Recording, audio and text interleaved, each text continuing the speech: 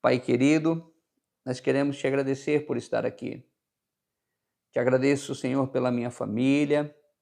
Te agradeço por poder ministrar, Senhor, aquilo que tu fez nas nossas vidas, Pai.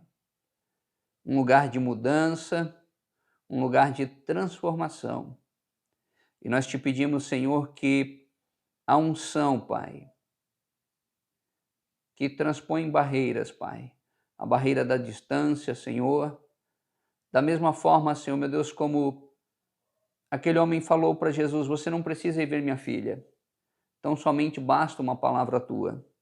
E nós cremos nisso, Senhor, que embora não estejamos no mesmo ambiente físico, estamos no mesmo ambiente espiritual. Eu oro para que a Miriam tenha uma plena recuperação e oro também por aqueles, Senhor, meu Deus, que estão hoje, Pai, necessitando, Senhor, de o teu toque curador. Em nome de Jesus, amém e amém. Amém. Chegou mais alguém, João? Não. Não? Então tá certo. Bom, como a gente viu na semana passada, a distância entre os pais e os filhos, a falta de entendimento dos princípios bíblicos, né? E também a falta de uma busca por uma cura divina para essas dores que a gente tem na alma, ela levou a maioria de nós, infelizmente leva também os nossos filhos a fundamentarem a sua identidade, quem eles são, o que eles podem fazer, do que eles são capazes na sua sexualidade ou num relacionamento romântico.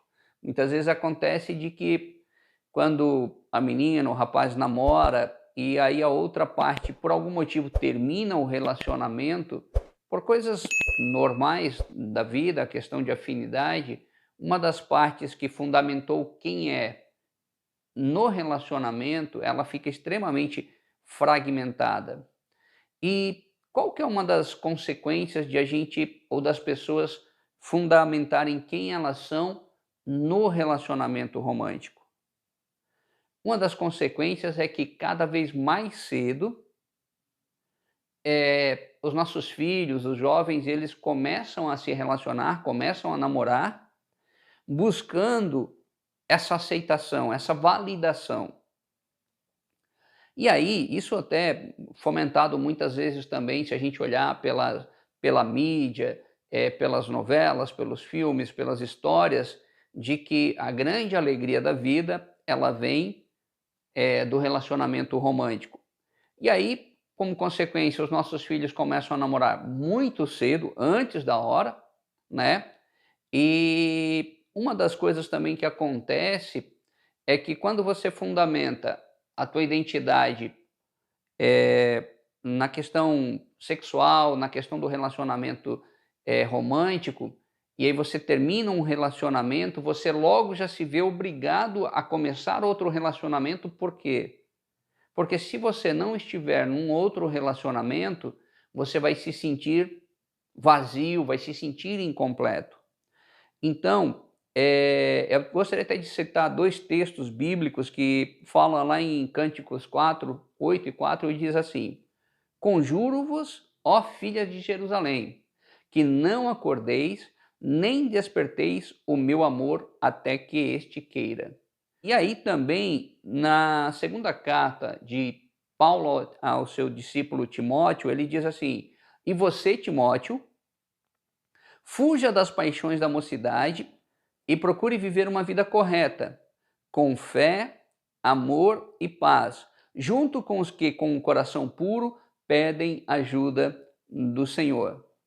Então, veja que existe, até lembrei agora que, se não me foge a memória, em Provérbios, Salomão fala que há tempo para tudo. E eu diria que também para o relacionamento, para o casamento, há tempo para isso. E a questão não é, a Miriam sempre comenta que a pessoa certa, na hora errada, é a pessoa errada. Então, às vezes você vai dizer: Marcos, mas e aqueles que acabam não começando um relacionamento antes da hora, não começam um relacionamento de forma precoce? Eles estão alheios ao problema, eles não passam por problema? Na verdade, às vezes, o inimigo das nossas almas, ele apresenta uma falsificação para o amor romântico, para a necessidade que se tem disso. E aí vem através da pornografia, fornicação, a dúvida com relação à sua sexualidade. Alguns são vítima de incesto, de molestamento, abuso sexual.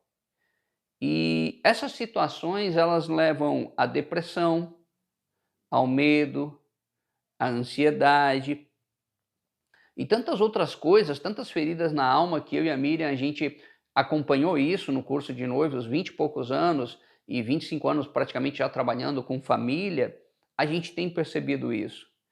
Que a necessidade de ser amado, quando eu boto ela nas mãos de um homem, de uma mulher e não do Senhor Jesus, provoca todos esses buracos. E aí, a maioria de nós buscou o seu amor, buscou fundamentar o seu valor próprio, a sua identidade, ou na aparência externa, na sua sexualidade, tentou provar a sua masculinidade, a sua feminilidade para si mesmo, para outros, para poder se sentir alguém. E um exemplo prático para que a gente possa analisar essa questão, olhar e perguntar assim, qual é o modo que eu fui treinado para abordar o amor? Como que eu fui treinado? E eu acho que aí a Miriam colocou essa pergunta quando a gente estava trabalhando, ela trabalhou em cima do texto, e aí a gente leva também uma reflexão. Por quem eu fui treinado também? Tem um amigo meu que ele diz que se você quer saber como fazer algo bem feito, procure por uma pessoa que aparentemente tem um sucesso nessa área. E aí, eu diria que com relação ao amor, aos relacionamentos, à sua identidade, quando você foi treinado, quando você foi ensinado para abordar o amor, quem foi teu modelo? Foi talvez só os colegas na escola? Foram os colegas na rua do bairro? Foi talvez uma pessoa que, olhando hoje, nenhum relacionamento que ela teve foi um relacionamento saudável? Então, a forma como você foi ensinado pela vida ou até mesmo por outras pessoas a abordar o amor impacta diretamente em como você se relaciona ou busca se relacionar hoje. E aí, como a gente fez, já viu na primeira série, a Miriam colocou que o casamento, o relacionamento, ele não cura as nossas feridas. Pelo contrário, ele só intensifica os relacionamentos que nós nos envolvemos, eles só intensificam as dores que a gente tinha no passado. Os relacionamentos que a gente tem, principalmente o casamento, até Martim Lutero, ele fala que 1 ano de casamento santificou ele mais do que 10 anos de monastério, 10 anos trancado dentro de um monastério, né, levando uma vida muito simples. Então, por quê? Porque o casamento tem essa característica de revelar o que nós temos de melhor e também o que nós temos de pior. Então, e agora a gente precisa entender isso. Um homem que ele fundamenta o relacionamento dele com a mulher, com a namorada ou com quem ele está construindo um relacionamento, um casamento, única e exclusivamente na questão da vida íntima e não trata os seus impulsos sexuais, quando ele casar, ele vai ter isso muito aflorado. E aí você vai me perguntar, Marcos, mas como você pode falar a respeito disso? Bom, a minha história junto com a Miriam, nesse período todo de trabalhando com relacionamento, nós temos visto isso. Que muitos homens que antes de se envolverem no relacionamento, não abriram o coração, não foram sinceros, tempos depois bateram a minha porta e falaram, Marcos, preciso conversar com você porque eu tenho práticas erradas do meu passado e a minha esposa descobriu e hoje ela falou que ou eu mudo ou ela vai querer se separar de mim. Então, aí lá nós começávamos a fazer um trabalho, voltando lá no passado, por algo que já deveria ter sido feito no começo do relacionamento. E, ah, quando uma menina, ela oferece, talvez até contra gosto, o seu corpo para se sentir amada e protegida, mesmo depois de casada, ela vai lutar com um sentimento de desproteção, onde ela vai se perguntar: "Mas eu sou amada mesmo?". E por isso que eu digo que, faz falta a Miriam estar aqui comigo hoje, porque a gente transita muito bem juntos. Então, esse sentimento de se sentir usada, rejeitada, eles vão florescendo cada vez mais e com maior intensidade dentro da mulher. E aí, aquela velha insegurança, insatisfação consigo mesma, acaba reaparecendo. Tudo por quê? Porque o seu valor próprio, ele foi fundamentado naquilo que você pode oferecer ao outro dentro do relacionamento, através do seu corpo. Então, esses são exemplos comuns que a gente passou muito, viu muito durante o nosso tempo trabalhando, e ainda trabalhamos com família. Bom, e aí vem uma pergunta: por que estamos falando sobre tudo isso hoje? Qual que é o nosso objetivo? A gente vem construindo ao longo dessas 2 séries justamente um olhar para o nosso passado. Porque quem não sabe de onde veio não tem como saber para onde vai. E nós estamos colocando tudo isso porque nós precisamos, na verdade, primeiro, entender e mudar esse ciclo. Por exemplo, quando eu casei, eu tinha uma série de inseguranças dentro de mim, eu tinha uma série de perguntas dentro de mim que trouxeram para o nosso casamento, para o meu relacionamento, meu e da Miriam, problemas. E aí, hoje, o João Marcos com 18 anos, a gente tem procurado entender por que eu agi daquela forma, e aí entendendo por que eu agia daquela forma. Oi, Mara, boa noite.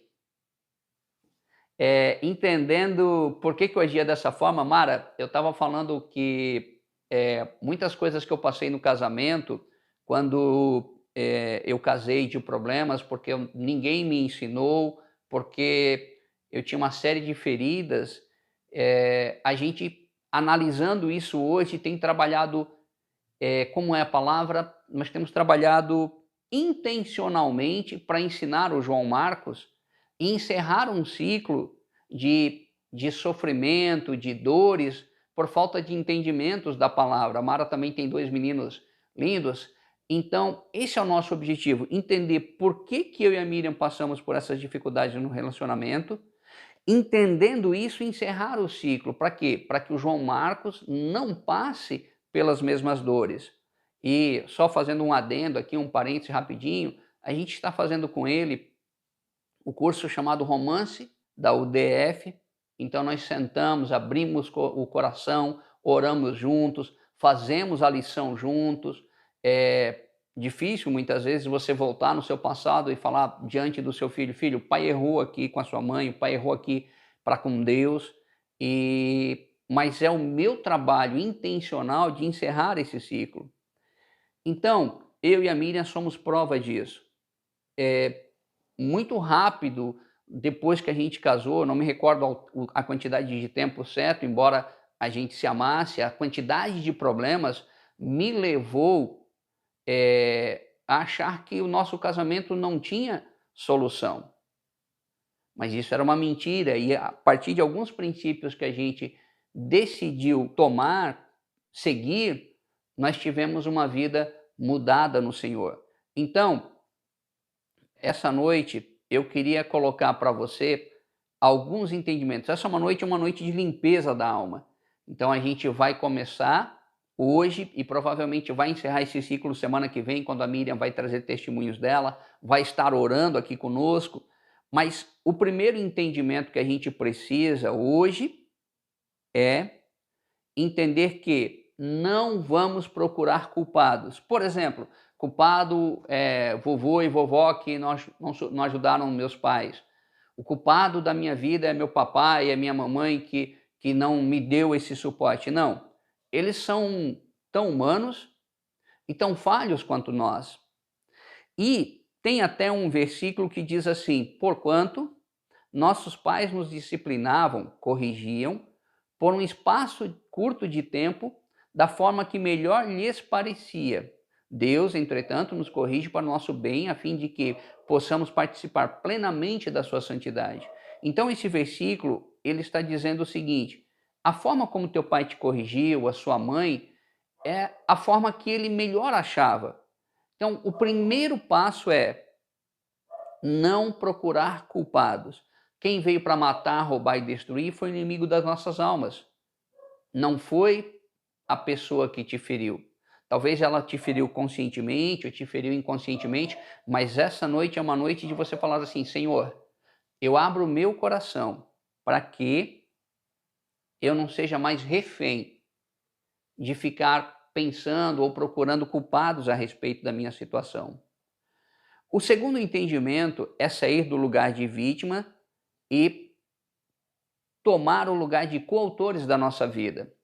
Lá em Romanos 12:2, talvez esse seja o versículo que a Miriam, um dos que a Miriam mais ama, ele vai falar que a gente deve não nos conformar com esse mundo, mas pelo contrário, transformar-nos pela renovação da nossa mente.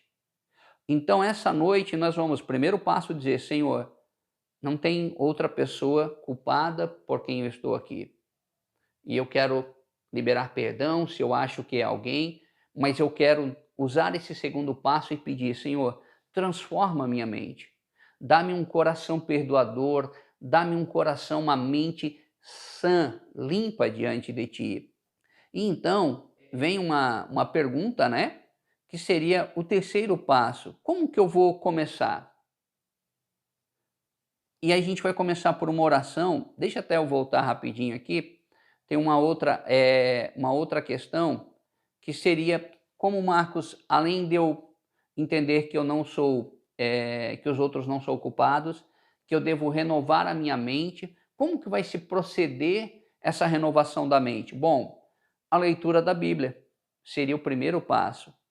Então, a leitura da Bíblia, a gente lê ela com vontade e sem vontade. E na medida que a gente vai lendo, o Espírito Santo vai trazendo essa vontade de nós estarmos buscando a Deus. Um outro ponto é: leia bons livros. Um dia a pessoa falou para mim assim, eu falei: olha, eu procuro ler bastante livros sobre paternidade. E a pessoa achou que não era necessário. Eu particularmente entendo que muita coisa hoje que eu ensino para o João Marcos veio das pessoas que vieram antes de mim. Então, leia a Bíblia, leia bons livros, assista pregações. Assista as pregações. Eu tenho percebido que quanto mais eu escuto a pregação, e a fé vem pelo ouvir, e ouvir a palavra de Deus. E como que você ouve a palavra? Uma das formas é ouvindo pregações. Então, hoje, você tem um acesso a um material vasto no YouTube, que você pode ouvir pregações, tem podcasts, que vão te ajudar a ter uma mudança de vida. Uma outra questão também que a gente pode colocar para você é: derrame-se na presença de Deus. Coloque e fala: Senhor, até esses dias eu estava chateado com uma situação que eu ia tentar resolver com alguém e eu senti o Espírito Santo dizer para mim assim: poxa, mas você não falou comigo sobre esse assunto. E aquilo ficou forte dentro do meu coração.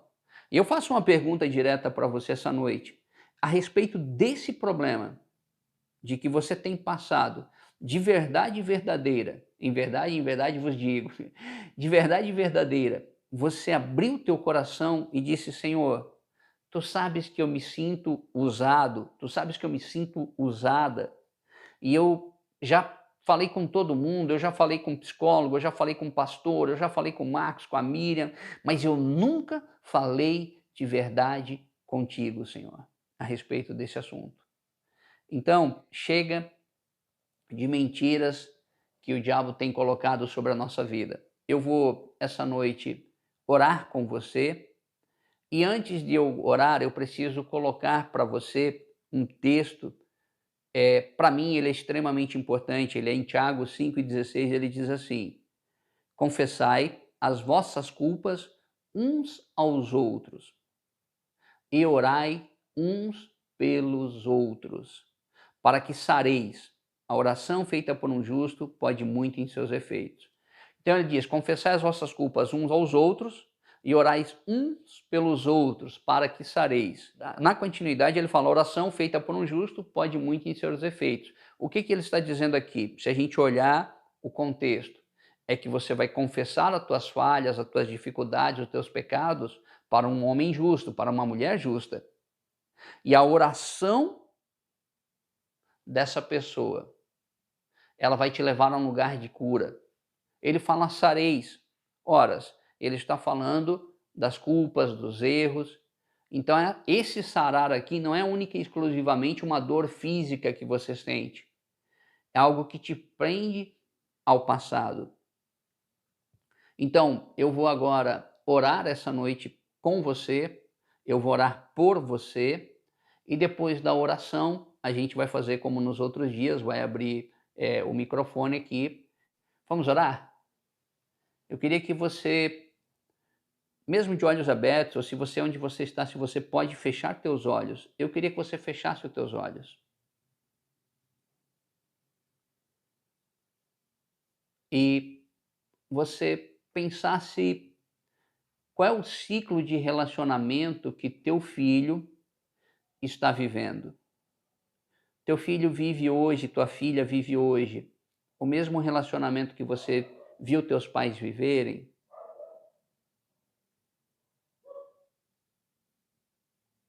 Qual é a dor? Talvez no teu passado você se sinta olhando para trás alguém que foi abusado emocionalmente, espiritualmente, fisicamente. Eu não sei a tua dor, mas eu sei o remédio para ela. Pai querido, eu estou aqui, Senhor, sentindo até um arrepio no meu corpo, Pai. Porque eu sei que Tu estás ouvindo as nossas orações, Pai. Tu sabes, Pai, essa pessoa, Senhor, que na sua infância, Pai, se submeteu a relacionamentos, Pai, na sua adolescência, Pai, que na verdade ela não queria, Pai, mas é porque ela desejava desesperadamente ser amada. E essa noite, embora ela não esteja confessando aqui para mim, não esteja confessando com outro irmão, Pai, ela está confessando ao Teu Espírito Santo a sua dor, às vezes em que ela também culpou outras pessoas.